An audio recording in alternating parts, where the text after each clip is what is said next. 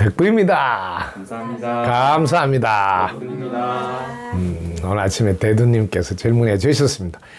대두님께 제가 처음 만났을 때 사람은 이렇게 밤새 안녕한다는 거지 잊지는 말고 늘 밤새 안녕하니까 뭐 개인의 욕심보다는 돌아가신 뒤에도 많이 남는 장사, 즉 세상을 위해서, 존치를 위해서 하루를 살더라도 멋지게 사셔야 됩니다 하고 이야기하면서, 그러나 혹시 아십니까? 뭐 100살까지 살 수도 있으니까 최소한 30년 이상 장기적인 목표는 두고 또 사실 필요가 있습니다. 왜냐하면 30년 이상 장기적인 목표를 두고 살으신 분들이 이 지구에는 3% 미만인데, 그분들이 지구를 이끌어가는 중추적 역할을 하고 있고 삶의 질로 따지면 최상위층 레벨에서 살고 있습니다. 최소한 10년 단계적인 목표만 세워서 그게 매진한 분들은 그 다음에 최상위층은 아니라도 중상위층에서 이렇게 자신의 취미생활도 하면서 여유롭게 의식주 걱정 없이 살아가고 있다는 것을 하버드대학교에서 25년 동안 연구한 자료를 제가 이야기를 살짝 해드렸습니다. 그러다 보니까 30년 장기적 목표를 어떻게 세우지 하고 나름대로 생각을 해봤는데, 이 계획을 짤 때 조금 참고될 수 있는 가르침 달라는 아침의 질문입니다. 큰 박수 부탁드립니다. 여러분 30년이 아니라 잠깐 지구에 왔다 가더라도 최소한 여러분들이 해야 될 질문 하나가 지구에 왜 왔지? 이런 질문은 기본적으로 던져볼 필요가 있는 질문이고요. 두 번째는 지구에 왔으면 나 자신은 어떻게 존재하고 살아가는가?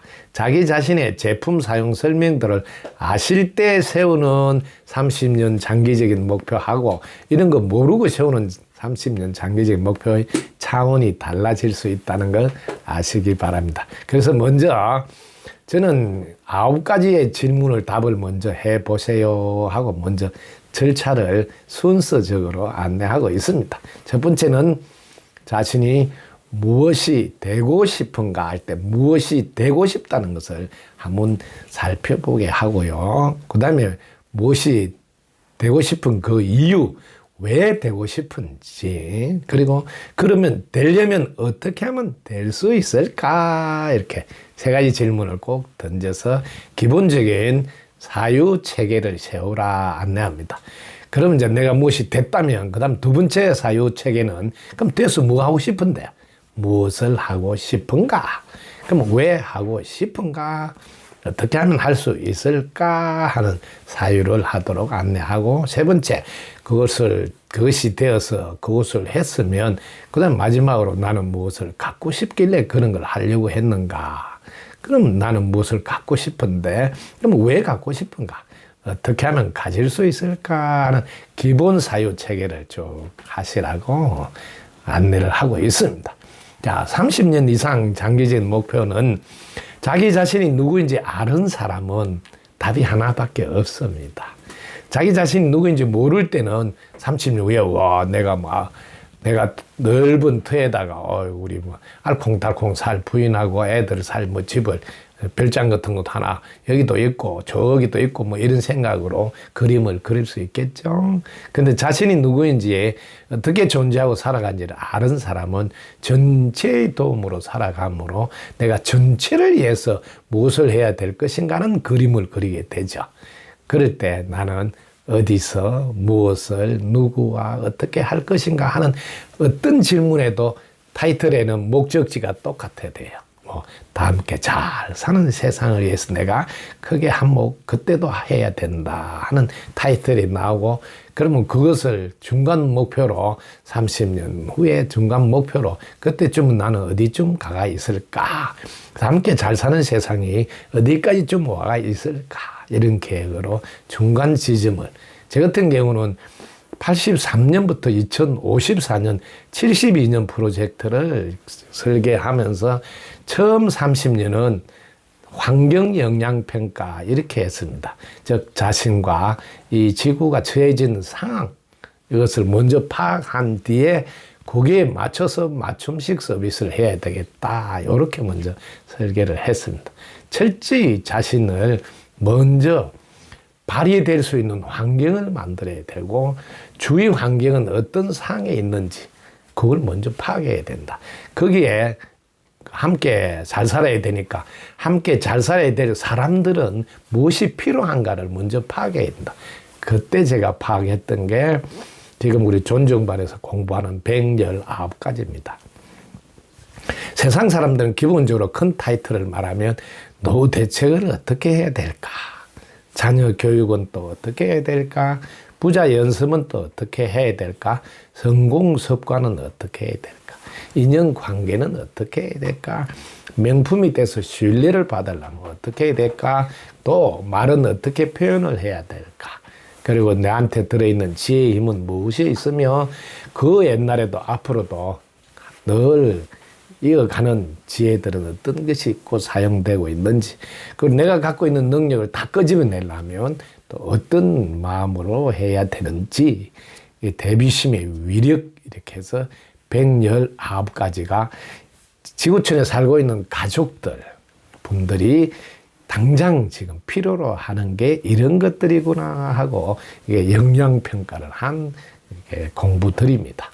이걸 바탕으로 그 다음에 더 깊이 요걸로 만족을 못하는 분들에 대한 맞춤식 서비스는 자신도 최고의 경지인 성인의 삶을 살고 싶고 내가 가지고 있는 능력이 성인의 능력이 있는데 그 성인의 역할도 하고 싶은 분을 위해서 성인들의 가르침인 대학, 논어, 명자, 중용, 주역, 꾸란, 탈무드, 성경, 불경, 천부경, 삼일신고, 성악, 집료, 성악, 십도 이런 성인들의 가르침들도 안내를 해드렸던 것입니다. 이렇게 자신이 또 함께 잘 살도록 하려면 나와 함께 살고 있는 가족들이 무엇이 필요한지 어떤 걸 도와줘야 되는지도 파악이 돼야지 함께 잘 살 수 있도록 도울 수 있다 이렇게 생각하고 준비를 했던 겁니다.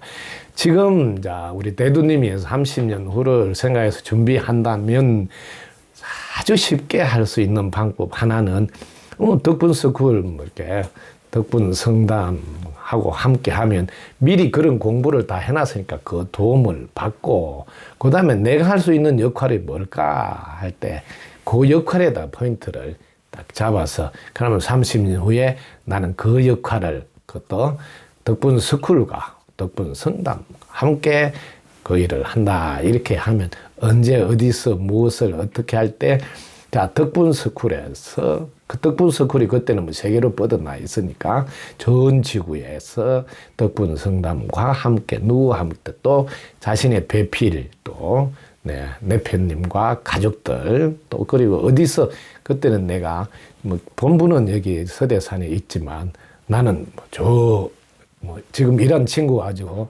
펜팔도 하고 대화도 나누니까 나는 이란에다가 전진기지를 둘까 뭐 이렇게 할 수도 있고 자기 나름대로 나는 알프스가 좋던데 뭐 알프스에서 30년에는 그 별장에서 다 함께 잘 사는 세상 알프스 지부를 관리한다 뭐 이렇게 할 수도 있고 그렇게 계획을 짤 수 있지 않을까.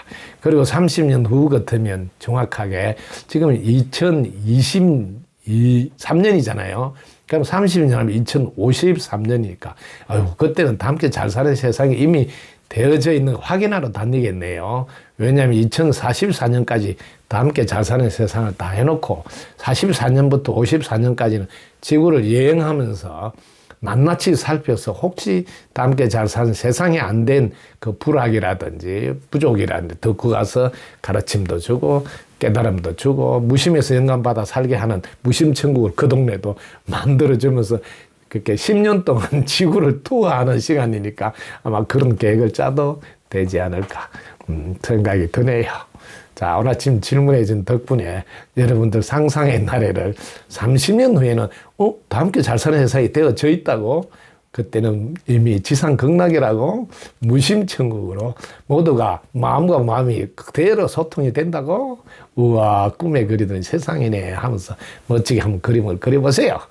반드시 그렇게 되어져 있는 걸 확인할 테니까요. 여러분 덕분입니다. 감사합니다.